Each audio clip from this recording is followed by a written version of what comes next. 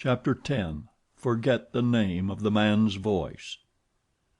The day after Christine had vanished before his eyes in a sort of dazzlement that still made him doubt the evidence of his senses, Monsieur le Vicomte de Chagny called to inquire at Mamma Valerius's. He came upon a charming picture. Christine herself was seated by the bedside of the old lady, who was sitting up against the pillows, knitting. The pink and white had returned to the young girl's cheeks. The dark rings round her eyes had disappeared. Raoul no longer recognized the tragic face of the day before. If the veil of melancholy over those adorable features had not still appeared to the young man as the last trace of the weird drama in whose toils that mysterious child was struggling, he could have believed that Christine was not its heroine at all. She rose without showing any emotion, and offered him her hand. But Raoul's stupefaction was so great that he stood there, dumbfounded, without a gesture, without a word. "Well, Monsieur de Chagny," exclaimed Mamma Valerius, "don't you know our Christine? Her good genius has sent her back to us." "Mamma," the girl broke in promptly, while a deep blush mantled to her eyes, "I thought, Mamma, that there was to be no more question of that. You know there is no such thing as the angel of music." "But, child, he gave you lessons for 3 months." "Mamma, I have promised to explain everything to you one of these days, and I hope to do so, but you have promised me, until that day, to be silent, and to ask me no more questions whatever." "Provided that you promised never to leave me again. But have you promised that, Christine?" "Mamma, all this cannot interest Monsieur de Chagny." "On the contrary, mademoiselle," said the young man in a voice which he tried to make firm and brave, but which still trembled, "anything that concerns you interests me to an extent which perhaps you will one day understand. I do not deny that my surprise equals my pleasure at finding you with your adopted mother, and that after what happened between us yesterday, after what you said and what I was able to guess, I hardly expected to see you here so soon. I should be the first to delight at your return, if you were not so bent on preserving a secrecy that may be fatal to you, and I have been your friend too long not to be alarmed, with Madame Valerius, at a disastrous adventure which will remain dangerous so long as we have not unraveled its threads, and of which you will certainly end by being the victim, Christine." At these words Mamma Valerius tossed about in her bed. "What does this mean?" she cried. "Is Christine in danger?" "Yes, madame," said Raoul courageously, notwithstanding the signs which Christine made to him.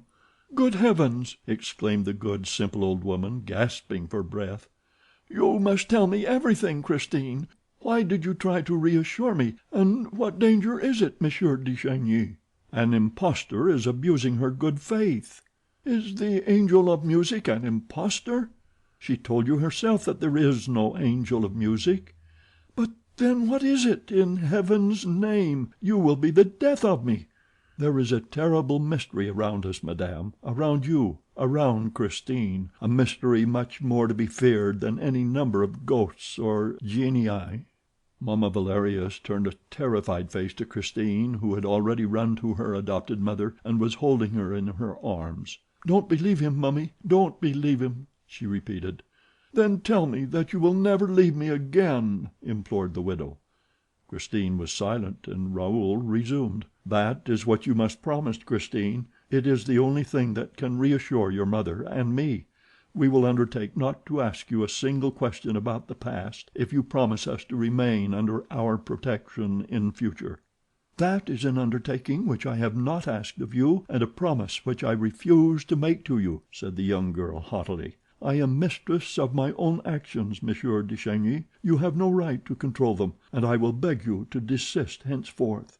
As to what I have done during the last fortnight, there is only one man in the world who has the right to demand an account of me—my husband. Well, I have no husband, and I never mean to marry." She threw out her hands to emphasize her words, and Raoul turned pale, not only because of the words which he had heard, but because he had caught sight of a plain gold ring on Christine's finger. "You have no husband, and yet you wear a wedding ring." He tried to seize her hand, but she swiftly drew it back. "That's a present," she said, blushing once more, and vainly striving to hide her embarrassment. "Christine, As you have no husband, that ring can only have been given by one who hopes to make you his wife. Why deceive us further? Why torture me still more? That ring is a promise, and that promise has been accepted." "That's what I said," exclaimed the old lady. "And what did she answer, madame?" "What I choose," said Christine, driven to exasperation. "Don't you think, monsieur, that this cross-examination has lasted long enough, as far as I am concerned?" Raoul was afraid to let her finish her speech. He interrupted her. "I beg your pardon for speaking as I did, mademoiselle. You know the good intentions that make me meddle just now in matters which you no doubt think have nothing to do with me. But allow me to tell you what I have seen, and I have seen more than you suspect, Christine, or what I thought I saw, for to tell you the truth I have sometimes been inclined to doubt the evidence of my eyes." "Well, what did you see, sir, or think you saw?"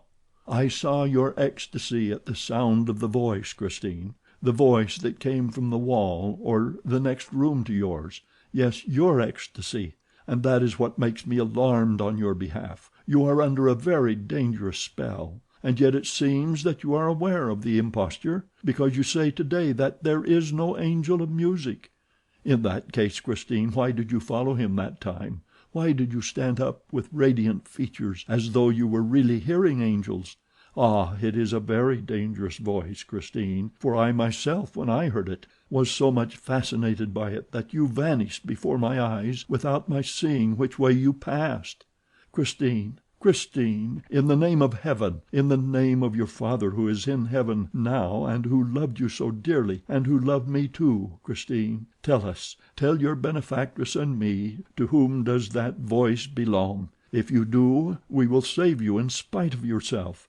Come, Christine, the name of the man, the name of the man who had the audacity to put a ring on your finger." "Monsieur de Chavigny," the girl declared coldly, "you shall never know." Thereupon, seeing the hostility with which her ward had addressed the viscount, Mama Valerius suddenly took Christine's part. "And if she does love that man, Monsieur le Vicomte, even then it is no business of yours." "Alas, madame," Raoul humbly replied, unable to restrain his tears, "alas, I believe that Christine really does love him.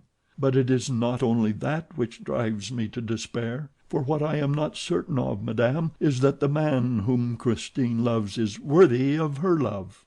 "It is for me to be the judge of that, monsieur," said Christine, looking at Raoul angrily in the face.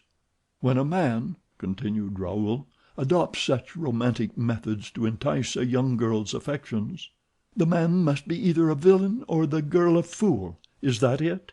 Christine! Raoul, why do you condemn a man whom you have never seen, whom no one knows, and about whom you yourself know nothing?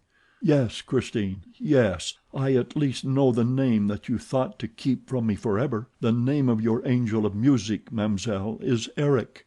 Christine at once betrayed herself. She turned as white as a sheet and stammered, "Who told you?" "You yourself." "How do you mean?" "By pitying him the other night, the night of the masked ball. When you went to your dressing room, did you not say, 'Poor Eric'? Well, Christine, there was a poor Raoul who overheard you." "This is the second time that you have listened behind the door, Monsieur de Chavigny." "I was not behind the door. I was in the dressing room, in the inner room, mademoiselle." "Oh, unhappy man!" moaned the girl, showing every sign of unspeakable terror. "Unhappy man! Do you want to be killed?" "Perhaps." Raoul uttered this "perhaps" with so much love and despair in his voice that Christine could not keep back a sob. She took his hands and looked at him with all the pure affection of which she was capable. "Raoul," she said, "forget the man's voice, and do not even remember its name. You must never try to fathom the mystery of the man's voice." "Is the mystery so very terrible?" "There is no more awful mystery on this earth. Swear to me that you will make no attempt to find out," she insisted. "Swear to me that you will never come to my dressing room unless I send for you." "Then you promise to send for me sometimes, Christine?" "I promise." "When?" "Tomorrow." "Then I swear to do as you ask." He kissed her hands and went away, cursing Eric, and resolving to be patient. Chapter 11.